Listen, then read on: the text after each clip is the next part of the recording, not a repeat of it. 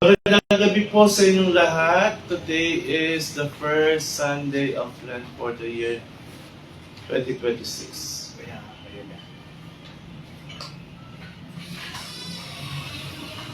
Pasok lang, pili lang. Sa ating pampumanda awit, ating pong awitin ang buksan ng aming puso. Manatili po tayo po.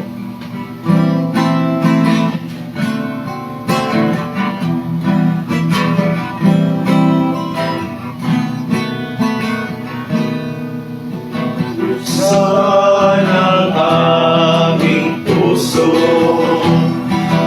turuan mong mag-alala sa bawat pagpupuro, lahat ay makayakap. Buksan ang aming isip, sikatan ng liwanag ng pusang matangkilik, tungkuling mabanal. Buksan ang aming pala, sariling maialay. Tulungan mo ihanap kami ng bagong malay. Buksan ang aming isip, sikatan ng liwanag ng pusang matangkilik, tungkuling mabanal. Sa ngalan ng Ama, ng Anak, at ng Espiritu Santo, manawagan sa pagsamba. Pumapasok tayo sa panahon ng Kwaresma, hindi sa takot, kundi sa pananampalataya. Dumating kami, iwala sa awa, biyaya ng Diyos. Sa ilang hinarap ni Kristo ang tukso at nanindigan. Sa sarili natin lang, ang Diyos ang ating lakas at kalasan. Ito ang panahon upang bumalik, upang mabago, upang lumakad sa mga daan ng Diyos. Lubuksan namin ang aming mga puso sa pagbabago ng lahat ng bagay. Halina, sabihin natin ng Panginoon, nagdadala sa atin mula sa abok patungo sa buhay. Manalangin tayong lahat. Diyos ng komunidad, kami ay nadadala sa panahon ito, nasambahin ka sa banal na lugar na ito, at sa pamamagitan ng kahangahangang teknolohiya na nagtitipon sa amin mula sa iba't ibang lugar. Tulungan mo kami nagpasan ang mga pader ng gusalang ito, sabik na makita ang liwanag na lumitaw habang kami ay nagbabahagi ng tinapay at damit at tinanggap ang iba sa mga ligtas na lugar. Palaging pagnilayan at pukawan mo kami sa buksan ng aming kamay, aming mga puso, aming isipan, upang tunay kami maging mga tagasunod ni Jesus, ang Kristo, papakita sa amin ang daan. As we worship God, the Spirit, and the Truth, tayo po ay umawit ng still bilang ating worship song.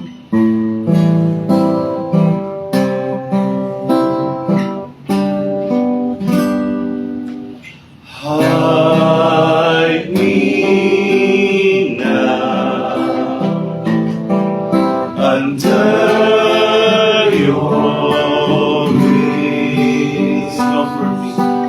Cover me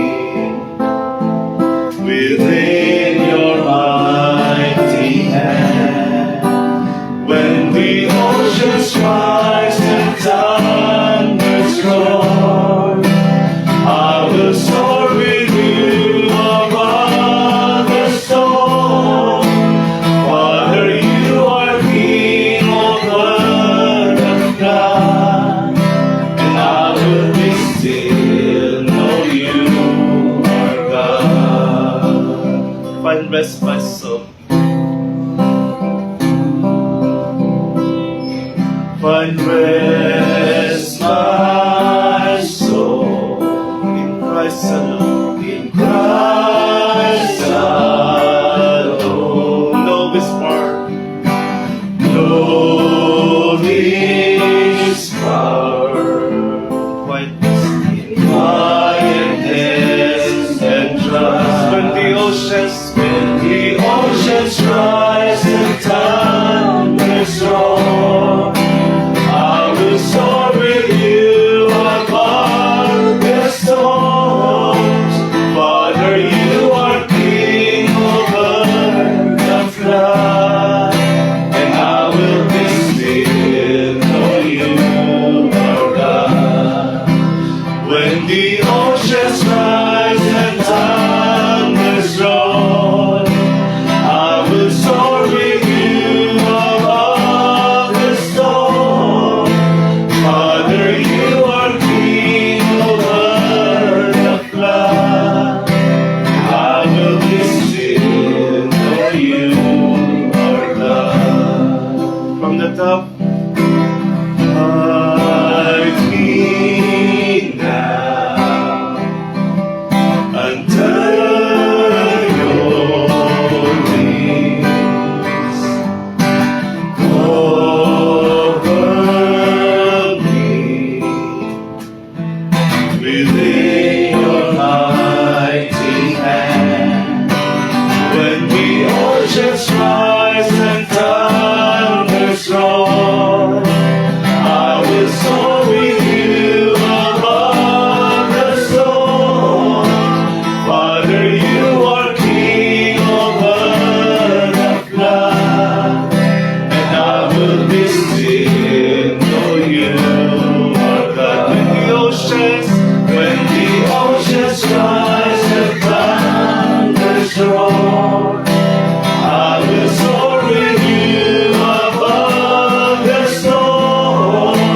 Father, you are King over the flood, and I will be still, know you are God. Find rest, my soul. Find rest, my soul, in Christ alone. No whisper,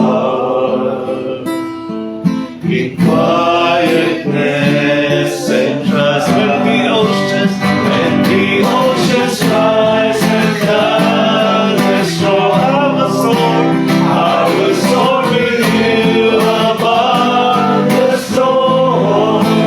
Father, you are King over the flood, and I will be still, know you are God. When the oceans rise and thunders roar, I will soar with you above the storm. Father, you are King over the flood. I will be still, know you are God. And I will be still, and I will be still, I will be still, know you are God. Glory to the Father, and to the Son, and to the Holy Spirit, as it was in the beginning, is now, and ever shall be, world without end. Unang pabasa.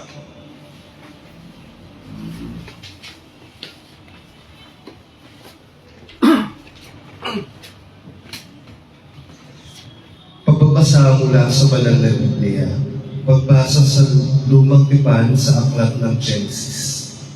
Ang Panginoong Diyos ay umulma ng tao mula sa alabok ng lupa at hiningan siya ng hininga ng buhay. Kaya't ang tao ay naging isang buhay na nilalang. Pagkatapos, nagtanim ang Panginoong Diyos ng isang hardin sa Eden, sa silangan, at inilagay doon ang taong kanyang hinubog.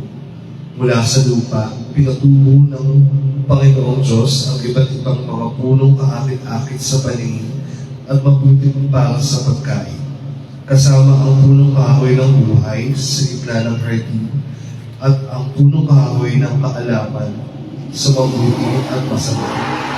Ngayon, ang ahas ay ang pinakamainam sa lahat ng mga hayop na ginawa ng Panginoong Diyos.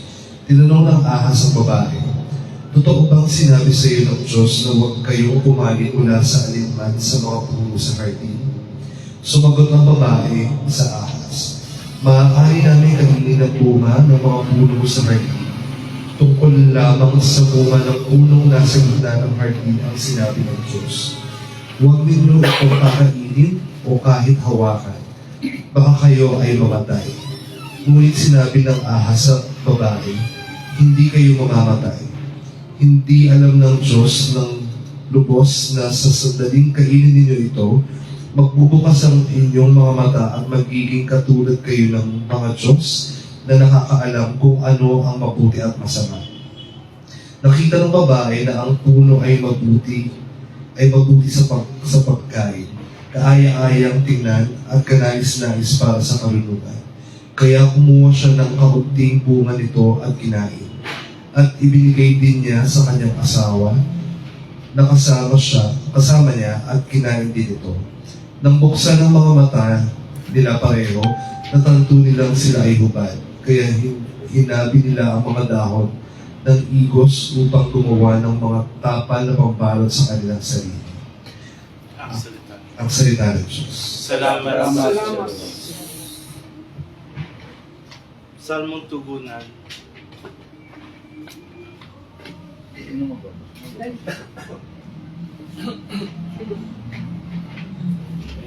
Ay, hindi po.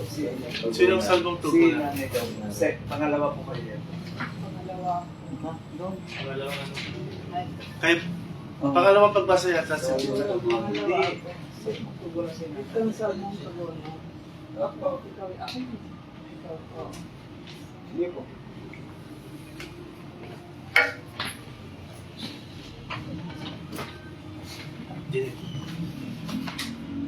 Dito ka.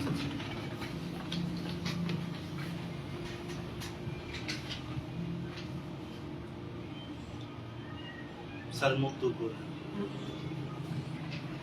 Maawa ka, O Panginoon, sapagkat ako ay nagkasala. Ulitin natin. Maawa ka, O Panginoon, sapagkat ako ay nagkasala. Maawa ka sa akin, O Diyos, sa iyong kabutihan, sa kadakilaan ng iyong awa. Burahin mo ang aking kasalanan. Hugasan mo ako ng lubos mula sa aking sala at linisin mo ako sa aking kasamaan. Maawa ka, O Panginoon, sapagkat ako ay nagkasala. Sapagkat kinikilala ko ang aking pagkakasala, ang aking kasalanan ay palaging nasa aking harapan. Sa iyo lamang ako nagkasala at nagawa ang masama sa iyong paningin. Maawa ka, O Panginoon, sapagkat ako ay nagkasala. Lumikha ka ng isang malinis na puso sa akin, O Diyos, at panibaguhin mo ang matatag na espiritu sa loob ko. Huwag mo akong itaboy sa iyong harapan at huwag mo akong alisin ang iyong banal na espiritu. Maawa ka, O Panginoon, sapagkat ako ay nagkasala. Ibalik mo sa akin ang kagalakan ng iyong kaligtasan at panatilihin sa akin ang isang masigasig na espiritu. O Panginoon, buksan mo ang aking mga labi at ang aking bibig ay ipahahayag ang iyong papuri. Maawa ka, O Panginoon, sapagkat ako ay nagkasala. Amen. Pangalawang pagbasa.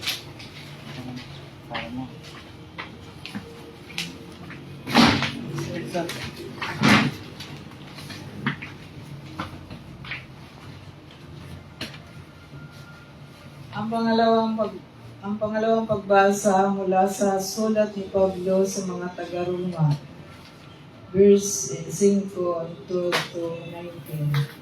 Mga kapatid, sa pamamagitan ng isang tao, pumasok ang kasalanan sa sanlibutan at pamamagitan ng kasalanan. Dumating ang kamatayan at sa gayon, ang kamatayan ay dumating sa lahat ng tao, sapagkat lahat ng nagkasala. Sapagkat hanggang sa panahon ng kautusan, ang kasalanan ay nasa sanlibutan. Bagaman, ang kasalanan ay hindi binibilang kapag walang kautusan.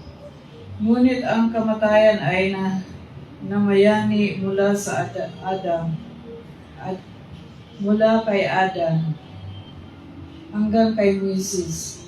Kahit sa mga hindi nagkasala ayon sa halimbawa ng paglabag ni Adam na siyang uri ng darating. Ngunit ang kaloob ay hindi tulad ng paglabag, sapagkat kung sa pamamagitan ng paglabag ng isang namatay ang marami, gaano pa kaya sa pamamagitan ng biyaya ng Diyos at ng pagbibigay ng kaloob ng isang tao, si Jesucristo ay umapaw para sa marami, at ang kaloob ay hindi tulad ng bunga mula sa nagkasala, sapagkat pagkatapos ng isang kasalanan ay dumating ang hatol ng nagdulot ng pagkapares. Ngunit ang kaloob, pagkatapos ng maraming paglabag, ay nagdulot ng papawalang sala, sapagkat kung sa pamamagitan ng paglabag ng isa o dumating ang kamatayan upang maghari sa pamamagitan niya, higit pa ba hindi ang mga tumatanggap ng saganang biyaya at ang kaloob ng katuwiran ay maghahari sa buhay ng pamamagitan ni Jesucristo sa kabuuan. Kung paano sa pamamagitan ng isang paglabag ay dumating ang hatol sa lahat, gayon din sa pamamagitan ng isang tuwid na gawa, ang pagpapawalang sala at buhay ay dumating sa lahat, sapagkat tulad ng pamamagitan ng pagsuway ng isang tao ay naging makasalanan ang marami. Gayon din sa pamamagitan ng pagsunod ng isa, ang marami ay magiging matuwid. Ang salita ng Diyos. Salamat sa Diyos. Grabe ang Tagalog, no? Nakaka-nosebleed. Take it. Tumayo ang lahat. Thy word is a lamp unto my feet and a light unto my path. Thy word is a lamp unto my feet and a light unto my path. Ang mabuting balita ayon kay San Mateo. Pinupuri ka namin, Panginoong Jesucristo. Noong panahong iyon, si Jesus ay dinala ng Espiritu sa ilang upang tuksuhin ng Diablo. Nag-ayuno siya ng 40 araw at 40 gabi. At pagkatapos noon, siya ay nagutom. Lumapit ang tukso at sinabi sa kanya, "Kung ikaw ang anak ng Diyos, utusan mo na maging tinapay ang mga batong ito." Sumagot siya, "Nakasulat, hindi sa tinapay lamang nabubuhay ang tao, kundi sa bawat salitang nagmumula sa bibig ng Diyos." Noong panahong iyon, si Jesus ay dinala ng Espiritu sa ilang upang tuksohin ng Diablo. Nag-ayuno siya ng 40 araw at 40 gabi. At pagkatapos noon siya ay nagutom. Lumapit ang tukso at sinabi sa kanya, "Kung ikaw ang anak ng Diyos, utusan mo na maging tinapay ang mga batong ito." Sumagot siya, "Nakasulat, hindi sa tinapay lamang nabubuhay ang tao, kundi sa bawat salitang nagmumula sa bibig ng Diyos." Nang magkagayoy, dinala siya ng Diablo sa banal na bayan at pinatayo sa tabi ng templo at sinabi sa kanya, Kung ikaw ang anak ng Diyos, magpatira pa ka, sapagkat nasusulat, siya'y mag-uutos sa kanyang mga anghel hinggil sa inyo at aalalayan kanila ng kanilang mga kamay. Baka mahulog ang iyong paa sa bato. Sumagot si Jesus, muli nasusulat, huwag mong susubukin ang Panginoon mong Diyos. Nang magkagayoy, dinala siya ng dyablo sa isang napakataas na bundok at ipinakita sa kanya ang lahat ng mga kaharian ng sanlibutan sa kanilang kadakilaan at sinabi niya sa kanya, ang lahat ng ito ay ibibigay ko sa iyo kung ikaw ay magpapatira pa at sasamba sa akin. Nang magkagayoy, sinabi sa kanya ni Jesus, lumayo ka, Satanas, nasusulat, ang Panginoon mong Diyos ang iyong sasambahin at siya lamang ang iyong paglilingkuran. Nang magkagayoy, iniwan siya ng dyablo at narito, nagsilapit ang mga anghel at pinaglingkuran siya. Ang mabuting ebanghelyo para sa ating kaligtasan. Pinupuri ka namin, Panginoong Diyos. Upo ang lahat. Upo lang ako. Paano lang tayo nagkakwentuhan para hindi masyadong mahaba ang preaching.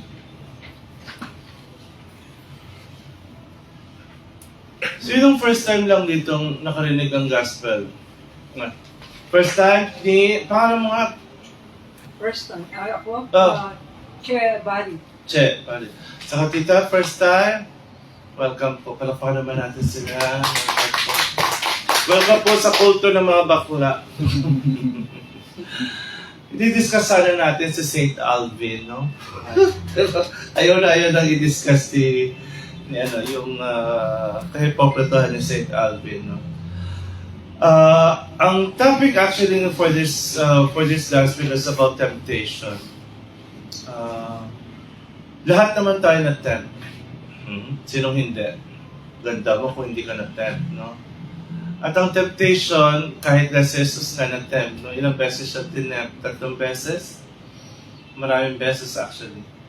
At sa gospel, ang discussion is about, ang kausap niya pala is si Satanas, no?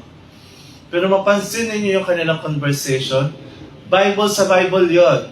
Alam niyo ba? Yung sinasabi ni Satanas, Bible quote yun from Torah. Wala pang New Testament doon. Kaya ang pinag-uusapan lang nila doon, puro Old Testament. Ha? Masabihin nyo, meron ng New Testament. Wala New Testament doon. Kasi tandaan ninyo, si Jesus ay isang Hudyo. At ano ang Biblia ng Hudyo? Torah. No? Yung Old Testament. No?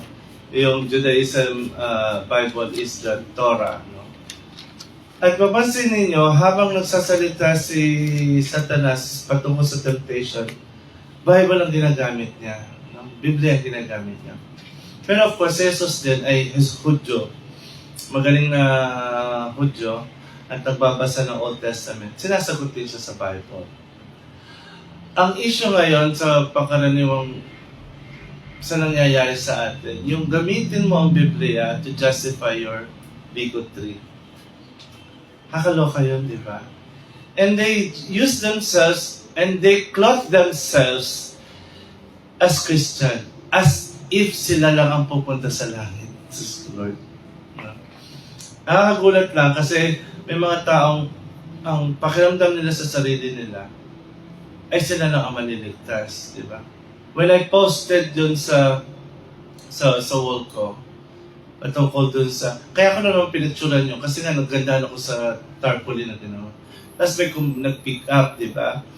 Tapos pinick up yung poster na yon at sinabi, ito yung mga simbahan ng mga bakla. Tapos ang dami ng comment, di ba? Pupunta kayo ng perno, tatagad ni Lord yan, ganun. Tapos, at ang daming naniwala doon, tapos binigyan pa ako ng isang quotation na namemera daw ako, di ba? 20,000 daw yung sinisingil ko sa online. Kaya naman 20,000 sinisingil ko sa online. Ang grabe daw ako maningil, mukha daw akong pera, gano'n. Pero i-compare mo naman, naglabas na i-compare mo naman, hindi naman gano'n kalakas din, kataas naman yung paniningil ko sa kasal. Dahil may mga churches din naman na saksakan taas ng kasal. Di ba? So they demonize me. No? They demonize me as if parang ako'y anak ni Satanas. Di ba? Ang ganda kong to, anak ako ni Satanas. Hello, di ba? And people, and some Christians will do that to justify their bigotry. No? Hanggang ngayon, no? Ang tagal ng sinagot sa seminaryo, long before, actually in 1955 pa, sinagot na yung anti-gay verses sa Biblia. Ano yung anti-gay verses? Genesis 19, Genesis 9:15, yung Levitical law, Levitical 18 at saka 22, First Romans 26 to 27, First Timothy, and First Corinthians 6:9. Lahat yan sinagot na, no? Gusto ko lang din balikan. Kasi, gusto kong sagutin kasi si Jed dun sa pangamba niya na sa pamilya niya, ang pangit-pangit ng tingin sa kanya, di ba? Natandaan niyo yung masahol pa sa hayop ni Manny Pacquiao. After magsalita ni Manny Pacquiao ng gano'n, there are at least 3-4 person na all the way from Sukat, yung isa sa Las Piñas, pumunta yan sa akin. At they are feeling bad because yung mga nakasurround sa kanila, ang sama ng tingin. Kasi naniwala sila kay Manny Pacquiao na masahol pa tayo sa hayop. At nag-evolve yun, that eventually, binanatan si Manny Pacquiao sa kanyang justification of his bigotry. And now this come Alvin. Grabe, di ba? May naapektuhan pa rin. Ito na gusto ko sabihin sa inyo. Ang Diyos natin kailanman ay hindi mapanghusga. Speaking of you. Si Jen. Sinasagot ko yung ano. Speaking of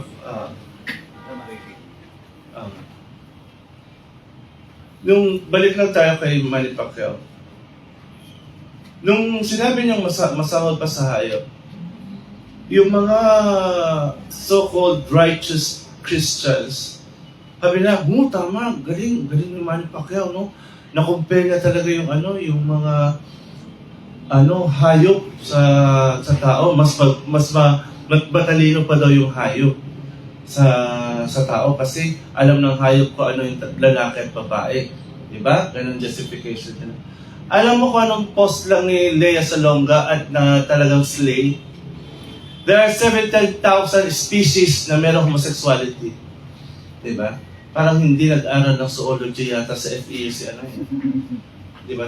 Si Manny Pacquiao para sabihin niya na mas masahol pa tayo sa hayop.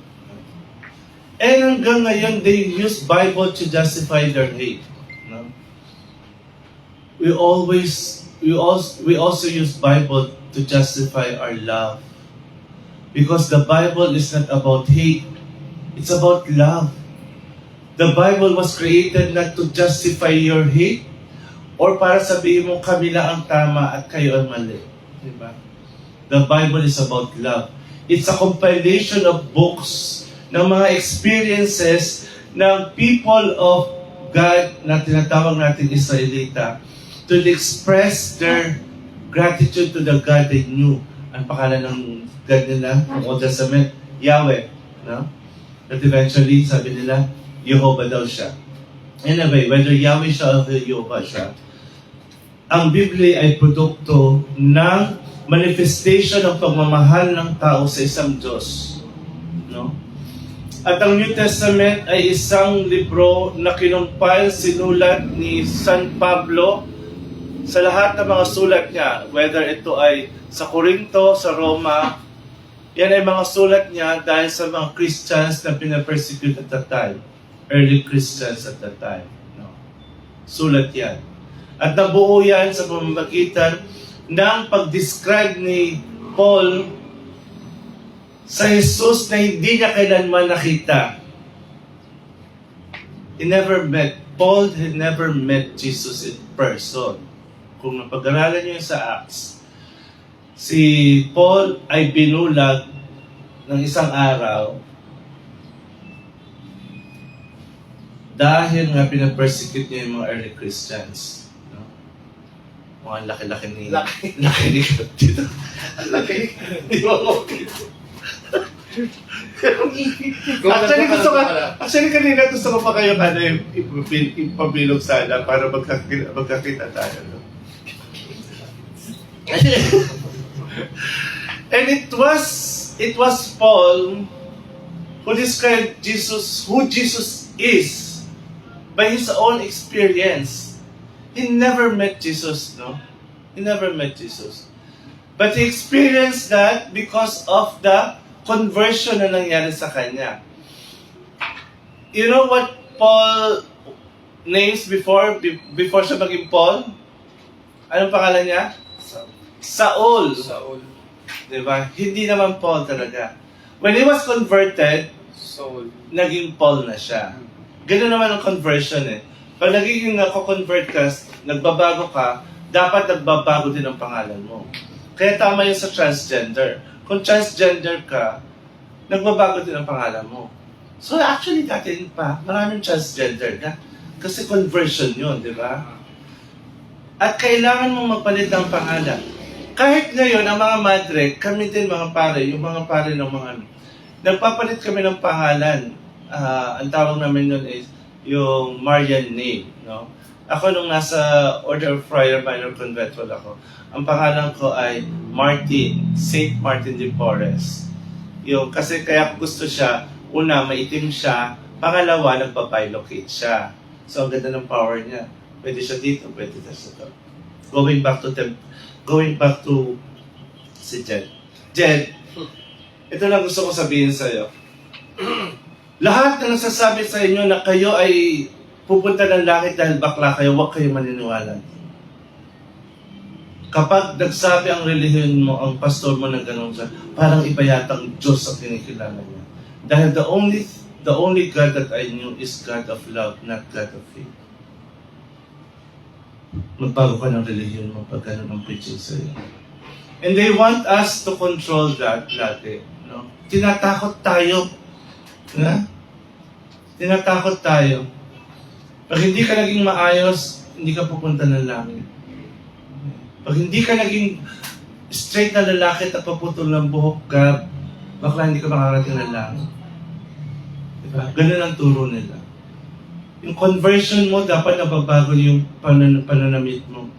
Ang conversion na tinuturo ng Diyos, hindi sa panlabas, sa panloob. Kahit anong ganda ng papakisama mo, yung kaplastikan na pinakikita mo sa loob ng simbahan. Hindi naman yung tinitingnan ni Lord.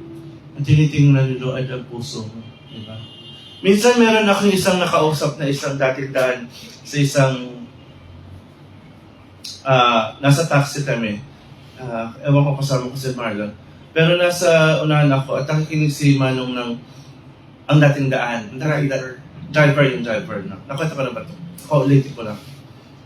Sabi ko, hindi ako nakapagtiis. Sabi ko, Manong, sabi ko, yung uncle ko ay hindi nagsisimba, hindi pumunta ng simbahan.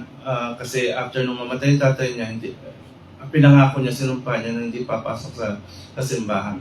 Pero yung tito ko, saksakan ng bait. Kapag may pumunta sa kanya ng tulong, pupunta yung bibigyan ng tutulungan niya. Kapag humingi ng tulong ng suntukan, ako, nandun agad susuntukin ng tabangan ko. Napakabait ng tito ko. Tanong ko sa kanya, Kuya, ay Manong, pupunta kaya ang uncle ko sa langit? Oo, hindi. Yung tanong ko sa kanya. Sabi niya, depende yan kung siya ay kilala niya si Kristo at papasok pa siya sa langit o hindi? Sabi niya, hindi. Sabi niya. With conviction. Hindi daw sabi ko. Sabi ko, ay hindi po. Ako po naniniwala na uncle ko nasa langit kasi mabuti siyang tao. Hindi man lang siya nagsisimba pero mabuti siyang tao. Hindi ba ganun din ang preaching, the last preaching ni St. Francis? That there are many Catholics na mas marami pa daw napupunta ng mga komunista kaysa sa mga Catholic. Di ba? We destroy communism of something na napakasama ng komunista. But there is this one quote. If I give alms to the poor, you call me saint. But when I ask the poor When I ask the poor if they are, why are they poor, you call me communist. Diba? Tagalogin ko nga. Kapag ako nagbibigay ng mga pagkain sa mga mahihirap, tinatawag niyo akong santo. Pero pag tinanong ko kung bakit mahirap yung mga mahihirap, tatawagin niyo akong komunista. Diba? Ang conversion ng tao hindi nakabase kung anong alam mo sa Biblia at kung ano yung ginagawa mo. Ang conversion ng tao ay nasa loob. No? Sa panahon ngayon ng Kwaresma, babanatan tayo lagi ng kayo'y makasalanan, makasalanan, makasalanan.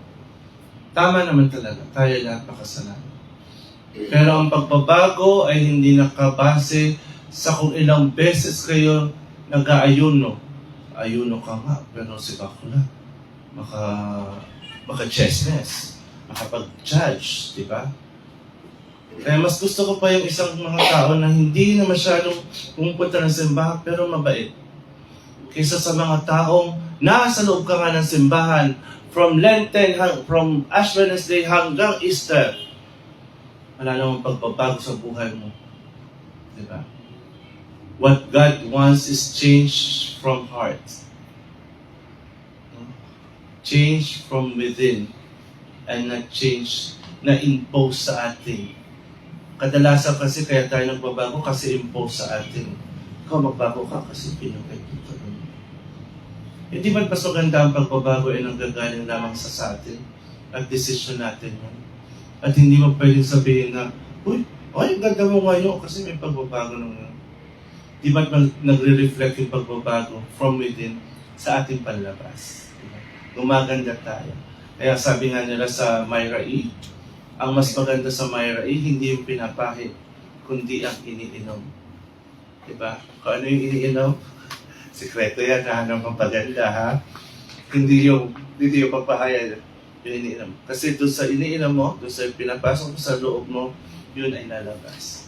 Ganon ang conversion.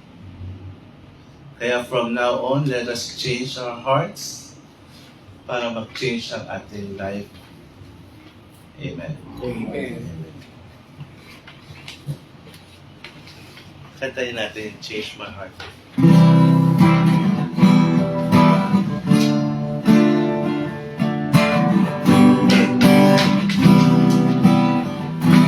Change my heart. Change my heart, oh God. Make it ever true. Change my heart, oh God. May I be like you. Change my heart, oh God. Make it ever true. Change my heart, oh God. May I be like you.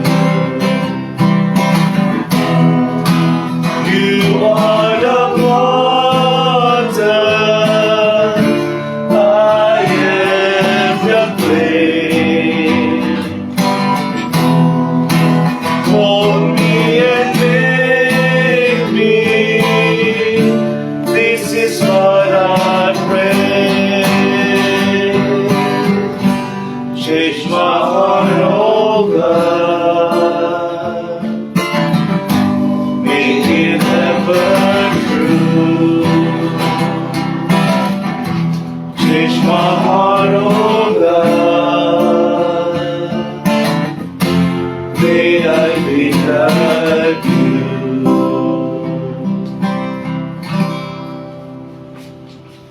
Dakilang panalangin ng pasasalamat. Ang Panginoon ay sumainyo. At sumainyo rin ang Espiritu niya. Itaas natin ang ating mga puso. Tinataas namin ang mga ito sa Panginoon. Magpasalamat tayo sa Panginoon nating Diyos. Karapat-dapat ang kapagbiran. Lahat, Panginoon ang awa at habag sa banal na panahon ng Kwaresma. Lumalapit kami sa iyo at may mapagmababang puso. inaalala ang landas at hinahamon ng iyong anak para sa aming kaligtasan. Sa kanyang pag-aayon sa ilang, tinuro niya sa amin ang pagsunod sa pamagitan ng kanyang pagdanas ng pagdurusa. Pinakita niya ang lalim ng iyong pag-ibig. Pinasalamatan ka namin para sa sinapay at sa araw. Mga tanda ng kanyang katawan, nagari at kanyang dugo na ibinuhos para sa katawaran ng mga kasalanan. Habang nakikibahagi kami sa banal na pagkain ito, linisin mo kami mula sa lahat ng umiiwalay sa amin sa iyo. At panagbaguhin sa amin ang espiritu ng pananampalataya, pag-asa at pag-ibig. Sa pamamagitan ng iyong banal na espiritu, pag-isahin mo kami kay Kristo at sa isa't isa upang aming lakarin ang kanyang daan ng pag-ibig na mag-aalay sa sarili. Pinapasa ng krus ng may tapang hanggang sa araw ng kagalakang muling pagkabuhay. Sa iyo, O Ama, kasama ng anak at ng banal na Espiritu, mapasa iyo ang lahat ng kawalatian, karangalan at pagpuri. Kaya kasama ng mga anghel at aranghel, kasama ng mga banal na kababaihan at kalalakihan, mula sa LGBTQ at sa lahat ng samahan ng langit, namin pinupuri ang iyong pangalan at ipinahagi sa kanyang walang hanggang awit at papuri.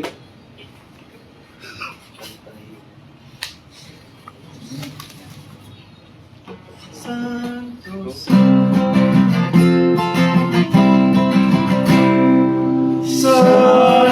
Santo, Santo, Panginoong Diyos na makapangyarihan, napupuno ang langit at lupa ng kalwalhatian mo. Hosana, Hosana sa kaitaasan, Hosana, Hosana sa kaitaasan. Pinagpala ang naparirito sa ngalan ng Panginoon. Hosana, Hosana sa kaitaasan, Hosana, Hosana sa kaitaasan. Bless the God of all creation, through your goodness we have this bread to offer, fruit of the earth, work of human hands. It will become for us the bread of life. Blessed be God forever. Bless the God of all creation, through your goodness we have this wine to offer, fruit of the earth, work of human hands. It will become for us the cup of life.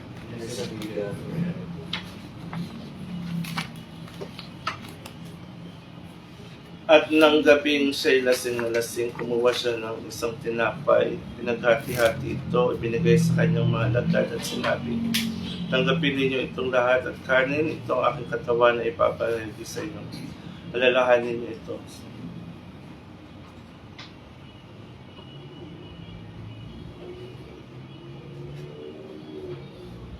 At pagkatapos ng hapunan, kumuha siya ng isang salo na pasalamat, ibinigay yan sa kanyang mga kaibigan at nagsabi, kunin ninyo ito at inumin. Ito ang aking dugo ng walang hanggang tipan na ibabahagi sa inyo.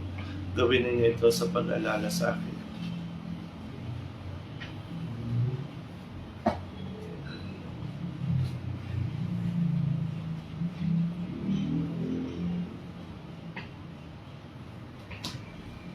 Ang pagpapahayag ng hiwaga ng pananampalataya. Si Kristo ay gunitain, sarili ay inihain, bilang pagkain inumin, pinagsasaluhan natin, hanggang sa siya'y dumating, hanggang sa siya'y dumating. Panalangin ng komunidad, ang ating isasagot, dakilang Diyos, tingin mo ang aming panalangin. Pakiulit. Dakilang Diyos, tingin mo ang aming panalangin. So ako mauuna, ikaw, ganun. Dakilang Diyos, ako po'y pinapanalangin ko po na sana po maging successful ang darating na May 9 sa Kilahan ng Flores de Mayo Pride. Ang June 13, mass wedding sa Quezon City at August 21, mass wedding sa Cebu. Ito po ang aking panalangin. Dakilang Diyos, dinggin mo ang aking panalangin.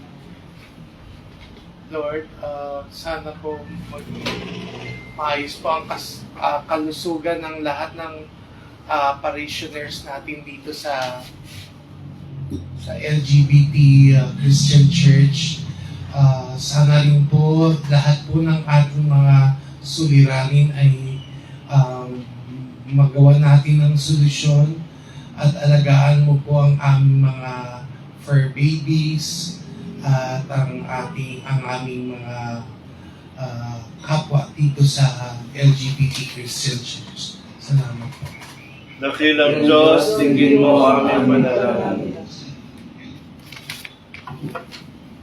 Lord, panalangin ko po Lord na ang healing, ayan, so sa karamdaman na nararamdaman ko po last week, ayan, na lagi pong nangangalay ang aking kaliwang kamay. Ayan, Lord, sana po pagalingin niyo po ako in Jesus' name.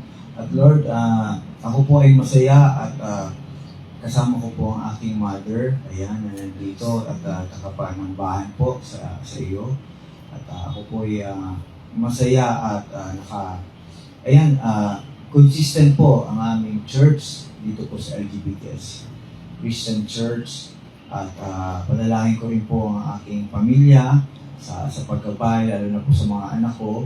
Ayan, thank you so much po Lord at sa mga blessings po na dumarating ako po ay nagpapasalamat. Ayan. In Jesus' name we pray, Amen. Dakilang Diyos, dinggin mo ang aming panalangin.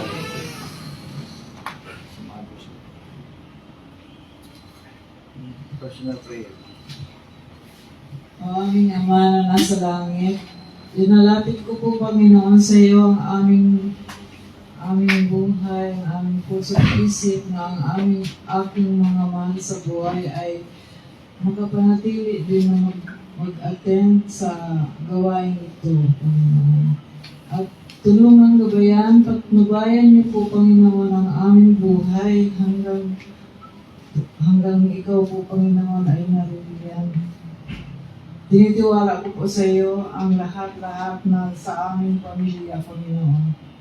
At maraming salamat po na nakarating ako dito.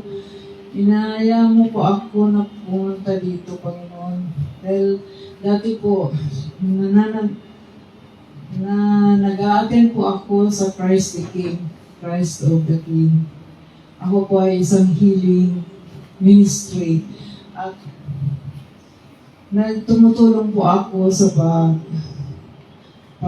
pananalangin na ang aking mga kasamahan doon ay gumaling po, Panginoon. Yung mga sakit.